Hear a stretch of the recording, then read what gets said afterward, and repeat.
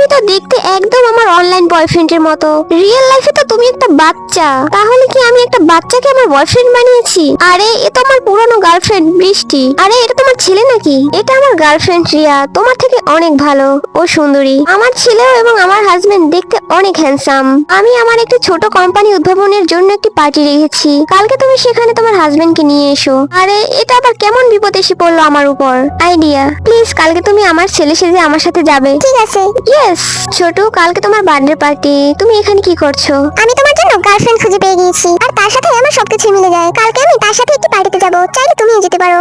আরে বাহ, তুমি তো এখানে সত্যি এসে গিয়েছো। তোমার হ্যান্ডসাম হাজবেন্ড আসেনি? বাবার জায়গায় আমি এসেছি। আমার হাজবেন্ড তোমার ছোট কোম্পানিতে আসবে না, এর জন্যই আমি আমার ছেলেকে নিয়ে এসেছি। এইসব কিছুর জন্য আমার একদমই সময় নেই। আর কে গ্রুপের সিও আমাদের সাথে ডিল করতে এসেছে। রেবা চলো, আমাদের তার জন্য প্রস্তুতি নিতে হবে। আর কে কোম্পানির সিও হলো আমার বাবা। কার সাহস হলো আমার ছেলে ও ওয়াইফের সাথে